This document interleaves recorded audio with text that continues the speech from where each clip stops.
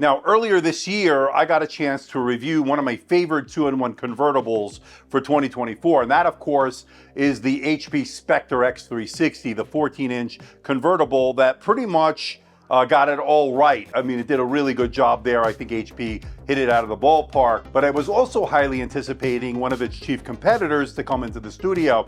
Yes, that's the Yoga 9i. Now, I finally got it into the studio about a couple of weeks ago. Of course, I went to Taipei for Computex, so I didn't have a lot of chance to use it, but I've been using it ever since I've come back from Taipei. And it's an excellent 2-in-1 convertible, brings a lot to the table. So you might be saying to yourself, well, wait a minute, Andrew, we should be waiting for the Snapdragon X Elite PCs or the Copilot Plus PCs that we have been highly anticipating. A lot of great numbers, allegedly, great battery life, great performance. But I will say this, there is no traditional 360-degree convertible offered in that category, at least not yet. So if you're looking for a 2-in-1 convertible, it really comes down to the HP Spectre X360 and the one we're going to look at here today, the Yoga 9i. Now, I'm going to put them head to head in a future video as to which is the best, but I wanted to give the attention here to the Yoga 9i to see if it's actually good here for 2024. And spoiler alert, it is. Hey everybody, it's Andrew, and this is my review of the Lenovo Yoga 9i, brand new here for 2024. Coming up.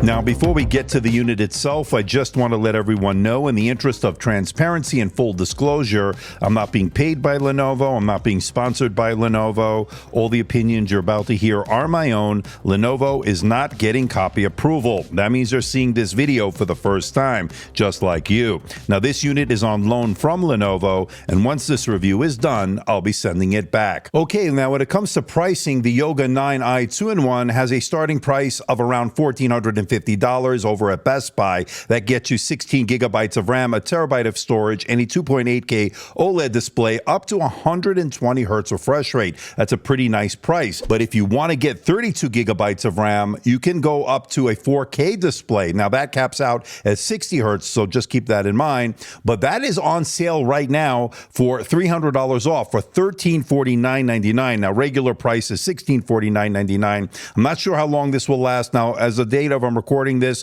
which is June 10th, 2024. I'm hoping that will stay for a little bit. So if you want to pick this up with that really high resolution display, 32 gigabytes of RAM, you want to check this one out. Again, $1349.99 is a steal in my opinion, and you'll see why. So for those interested, I'll leave a link in the description below for more information and where you can buy one. Without further ado, you know the drill, folks. Let's get this out of the box. And it is a 65-watt power adapter, and it's pretty compact. We also get your extension cord there, so pretty standard stuff, power cord there. And then I think that's it. Okay, so this one has the unit. Oh, it feels pretty nice. Little heft on it. And then in here, we get your pen. So this is a little bit different than years past. We'll talk about that in a moment. And we saw that on the X1 2-in-1. They were going with the Carpenter style pen, and they're doing away with the silo and going with a bigger pen. So it'll stick, I'm anticipating it'll stick magnetically to the side, or like they do on the 2-in-1. You get some documentation, of course, and that's pretty much it. Warranty information, pretty nice packaging. I like the sleeve inclusion there. I hope that they're going to include that in all retail units. I don't have any information on that. If anybody has bought this and received this sleeve, let us know. And then we have the unit itself in a gorgeous cosmic blue finish. And this looks pretty interesting. So absolutely gorgeous here. This is pretty interesting. This might be a sleeve of some sort. Let's see what this is. You can see it here. So it's a little bent out of shape, so to speak, but hopefully when we put it in here, it'll sort of come back to form. Oh yeah, there it goes. It's a nice form fitting, and it has a nice feeling here. I think this is supposed to close magnetically or something like that. Anyway, I don't know. Oh yeah, it sort of like tries to close, I guess, something to that effect. Now, one thing they do give you is a little bit of a place to store the pen here. It's a pretty nice package. All right, so nice that they have that in the box here. So with the unit alone, It is 1.312 kilograms, and that is 2 pounds, 14.3 ounces. Okay. Now, with the pen, which is, of course, pretty light, that's going to bring it to 2 pounds, 14.6 ounces, or 8 ounces. It changed over there. And then kilograms, you're looking at 1.322 kilograms. Now, travel weight with the power cord and the power charger, you're looking at 1.603 kilograms, and that is 3 pounds, 8.5 ounces all in. That's a pretty decent travel weight. And if you want to include the sleeve in that, let's see what that brings it to. So the sleeve brings it to 4 pounds, 0.7 ounces. So about 4 pounds. And that in kilograms would be 1.834 kilograms. That is the total travel weight. All right, let's check out the port selection. We're going to start off on the left side. We get two USB Type-C Thunderbolt 4 ports that are full function, supporting data, charge, and display out. You also get a USB-A port at 3.2 Gen 2. Good to see legacy ports there. So far, pretty good. And moving over to the right side is a USB Type-C 4.0 port according to Lenovo specs. And I tested it out, and it does support my Thunderbolt SSD drive from Brent. So it does have Thunderbolt functionality, indicating that it is really a USB 4.0 port and not a 3.2 Gen 2. And for those wondering, that power button is located on the right side as well. Now, notably missing, there's no SD card reader, there's no HDMI port, but I think it's a pretty decent port selection considering you're getting 3 USB Type-C ports, 2 of which are on the left side, 1 of which on the right side, so they're split up, making it a little bit more convenient. Okay, so internally, you can see here there's a 75 watt-hour battery. We'll get into the battery life later on in this review. 2 fans for cooling, and you'll notice a smaller SSD this time around. Instead of an M.2 2280 full-size, physically full-size SD, you're getting a smaller form factor here. And I have 1 terabyte in my review unit, and as you can see from these excellent reads and writes, no issue with the speeds here. Definitely fast enough what you need this laptop to do. Now, like most laptops here in 2024, the RAM is soldered into the motherboard, not upgradable by the user, but they are using the pretty fast 7500 megatransfers per second RAM. It's the LPDDR5X RAM, and you can get it with either 16 or 32 gigabytes of RAM, depending on which model you choose. Now, one very important note about the RAM, if you want that 32 gigabyte option, you'll have to go with the UHD Plus OLED option, 4K Plus, 3840 by 2400 display. That, of course, has a 60 hertz refresh rate, so you don't get that 120 hertz refresh rate that you'd get with the 2.8K OLED option, but that one caps out at 16 gigabytes. So you're either trading off the higher refresh rate or the more RAM. So you'll just have to decide what your needs dictate. But I just wanted to point that out for those wondering if you can get the 2.8K OLED option with 32 gigabytes of RAM. I haven't seen any skew with that combination. And when it comes to wireless, you're looking at a Wi-Fi 6E Bluetooth combo card that is soldered in, not slotted in. So that means you cannot upgrade it down the road as the user. So you're stuck with whatever you're getting here. Now, that being said, the Wi-Fi and the Bluetooth have been working flawlessly. No issues with either one. Would have liked to have seen Wi-Fi 7, making it a little bit more future-proof. Maybe they'll offer that down the road. But as of now, Wi-Fi 6E on this unit. All right, let's talk about the display. And there are actually 2 options here, and they're both good ones. Now, you can go with the 14-inch 2.8K OLED display. They're calling it the Pure Sight display with a variable refresh rate up to 120 hertz, 16:10 aspect ratio, 400 nits of brightness. And that one, of course, is a Dolby Vision, True Black 500, all that stuff. That is a pretty good one. But, of course, they sent over the 4K option, 3840 by 2400. That one is a 60 hertz, so that's a big difference right there. So if you want the bigger pixel count or the higher pixel count for content creation, go with the 4K. If you want the smoother experience, go with the 2.8K. Now, the one thing that you will have to keep in mind, the 32 gigabyte option in terms of RAM is only available, at least here in the US, as far as I can tell, with the 4K plus option. So just keep that in mind. Now, this 4K Plus display has the really deep blacks, the super vibrant colors, the really high contrast. All the hallmarks of an OLED display are here. It has excellent coverage of the color gamut. It is very color accurate. So if you're going to do content creation, this is an excellent choice if you want to do Lightroom, Photoshop, video editing, and the like. And using the display for the last week or so has been excellent. Watching high dynamic range content in Netflix, Amazon, and YouTube is simply superb. As you can see, the colors just really come to life on this panel. Now, one thing to note, I was looking for that screen door effect that we sometimes get on some of these OLED displays. I didn't notice it on this 4K Plus model. My guess is the 2.8K, you might notice it because on my HP Spectre X360 14, I did notice that slight screen door effect. That's the consequence of the digitizer, that touch layer that it has, but with this 4K Plus option here, I didn't notice that. Now, when it comes to screen brightness, Lenovo claims 400 nits. I actually measured 413 nits, which is even better. And watching HDR or high dynamic range content, it could peak as bright as 500 nits. Now, this being a 2-in-1 convertible means you have the touch layer, pinch to zoom, everything worked well with your finger navigating the OS, and of course, the pen. Now, the pen is a little bit different this year. It is more of a Carpenter-style pen. There's no more silo to store the pen. It now sticks magnetically to the back of the unit. That magnetic connection is actually pretty secure. And taking notes, sketching out artwork has been okay, although I would prefer a full-size pen, considering if you're going to get rid of that silo, at least give us a full-size pen. That's at least my 2 cents worth, but it is pretty easy to keep with you. Of course, I would put it in a separate pocket in your bag when traveling so it doesn't get knocked off. Again, the connection is very secure magnetically, and my overall takeaway is the pen itself worked fine, just wish it was full-sized. Now, of course, this being a 2-in-1 convertible means you've got the different modes you could put this laptop into. You got the tent mode, great for consuming media, presentations, and so forth. The same could be said of the stand mode, or what I like to call presentation mode. And then, of course, you could put it into the tablet mode, great for use with the pen. Now, of course, at about 3 pounds or so, it's a little bit heavy to use as a tablet, but I would say 95% of the time I use it in laptop mode. That's just my use case scenario.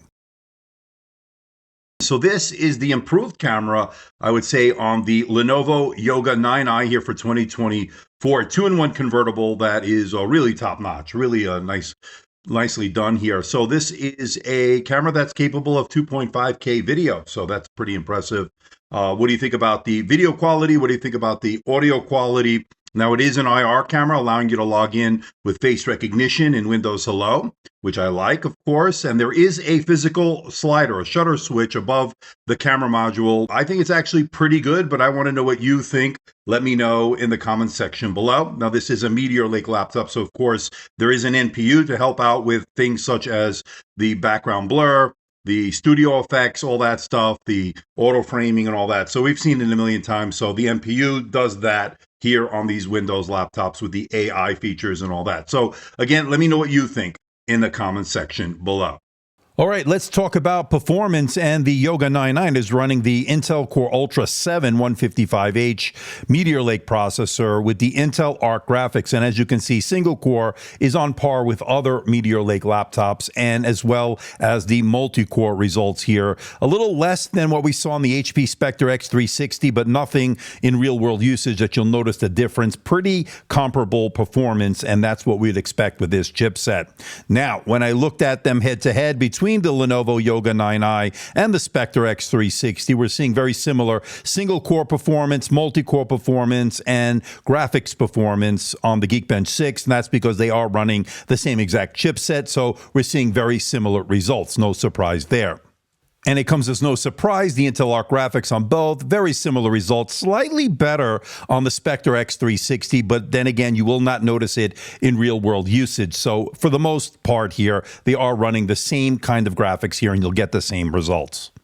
Now, for those wondering how it does in video editing, I ran the Puget Bench DaVinci Resolve benchmark, and as you can see here, a score of 549 overall. And that's compared to the 570 I got on the Spectre X360, so they're pretty similar scores in the 4K, GPU effects, and the Fusion score. Very similar results, so you won't notice a difference in real-world usage. But I would say if you want to do intensive 4K video editing in DaVinci Resolve and Premiere Pro and stuff like that, I would opt for something with a discrete GPU, but for light 4K video editing, these will do just fine. And I wanted to compare it to the leaked and unconfirmed numbers we're hearing out of the Surface Laptop 7 running the Qualcomm Snapdragon X Elite. We're seeing better single-core, multi-core, allegedly, on that Surface Laptop 7, 2714 and 14,078 versus 2315 and 12,553. Of course, I am getting those into the studio, those Snapdragon X Elite processor laptops into the studio. I did order some. I have some being sent from the brand, so stay tuned. We'll have an extravaganza unboxing, live unboxing. Hopefully, we'll have a number of those units, so it will be a special event, so stay tuned for more information on that. But I would say the expectations here on the Snapdragon X Elite processor is going to be pretty high. I don't know if it's going to live up to the expectations in real-world usage. That remains to be seen. And of course, this is not a gaming laptop, but if you want a gaming laptop, there are better options out there with discrete GPUs, but this does have the Intel Arc graphics, so if you play with some of the settings, you can get some very playable frame rates on some of the more popular titles. You just have to play around with some of the settings. Now, when I ran the Time Spy stress test to see if this will thermal throttle under heavy load, it got a score of 94.2%, meaning it didn't get a passing score, but it got close to the passing. Of course, that's 97%. So it detected a little bit of thermal throttling, but not much to be concerned about. And when it comes to the surface temperatures under load, it reaches about 45, 46 degrees Celsius above the keyboard below the display where the heat dissipates, but never getting overly hot where you place your fingers on the keyboard. Now, as far as the underside is concerned, I did notice a hot spot, 52, 53 degrees Celsius, where you see here between the two fans, of course, and that was a little bit warm for my liking, but my overall takeaway is not too hot in any other area, but that is a little bit of a concern in that spot right there. And when it comes to the fan noise, maybe 45, 46 decibels, which is not too bad under a heavy load, wasn't too noticeable, wasn't too annoying, and when you're doing everyday tasks in the balance mode, it was not an issue at all. Now, by now, you're probably wondering, well, how's the battery life? And I would say it's pretty good considering you have a high-resolution 3840 by 2400 UHD Plus OLED display. Now, it is running at 60 hertz, so just keep that in mind. But there is the option to go with the 2.8K OLED display. That's the same display, more or less, that you'd get on the Spectre X360, which did better, by the way, on the PC Mark 10 Modern Office test. That makes sense. Less pixels to push, better battery life overall. That did 13 hours and 24 minutes versus the 10 hours and 36 minutes on that PC Mark 10 Modern Office test. And as far as the video playback, both got pretty decent numbers here. I would say if you want better battery life, the obvious choice is the 2.8K OLED option. And of course, you could always get a little bit more battery life if you lower that refresh rate down to 60 hertz as opposed to the 120. So just keep that in mind. But overall, pretty decent battery life here for this Meteor Lake laptop. There's no doubt about it. Now, one thing to keep in mind about the battery life, everybody's use case is a little bit different, so your mileage may vary. So just please keep that in mind. Okay, let's talk about the keyboard. And once again, the Yoga 9i has an excellent keyboard. It has 1.5 millimeters of key travel. The feedback, the overall tactility has been excellent. Your fingers never feel like they're going to bottom out. It's very comfortable for typing out long documents, emails, and the like. The multi-stage backlight worked well, especially with that white LED against these dark keys. No issues seeing the contrast between the two. So it has been very good for getting work done in a dark room or a dimly lit environment. Now, I would say that this is as good, I would think, as the one we saw on the HP Spectre X360, the 14-inch convertible, which was one of my favorites. So I don't think one is necessarily better than the other. Both have excellent keyboards, so good in that regard. Now, you'll notice that you have the quick keys on the right side there, and that row there is pretty convenient. You've got the Smart Power key. That allows you to change the different performance modes. The Smart Audio key, that allows you to change the audio profiles. The Eye Care mode, that, of course, is self-explanatory. That takes out the blue light filter, turns it on and off. And then there's a user-defined key that allows you to put some of your favorite functions or applications you could put there. That's user-defined. And then, of course, there's your fingerprint scanner that allows you to log in with Windows Hello. If you don't want to rely on the IR camera, you can use that fingerprint scanner. I like it on the right side. Some people may feel it might get in the way when typing. I didn't feel that. I felt like it was pretty well done there and was pretty convenient as far as I'm concerned to change the different modes, especially the performance modes. I like being able to have that in one stroke of the key. And of course, this being an AI PC, you got the Microsoft Copilot key on the keyboard. Now, the touchpad here is very good. It's very responsive. It has really good feedback. And actually, when you're scrolling and doing all the gestures, everything seemed to work as you'd expect. Now, one thing that is different from the Spectre that we saw, this does not have a haptic touchpad, which I would have liked to have seen. But as far as a traditional style touchpad, I thought it worked very well.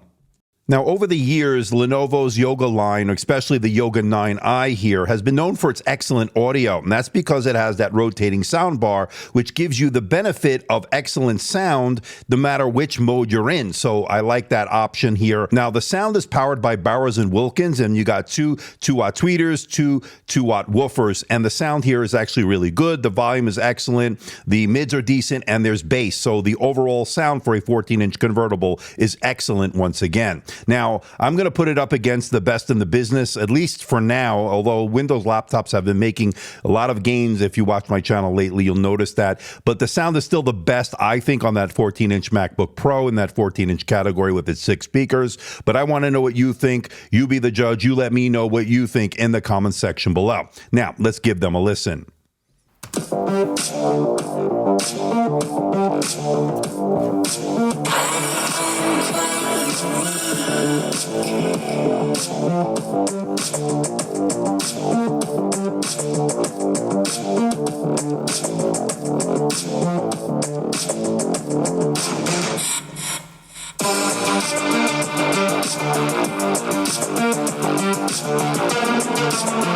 MacBook Pro.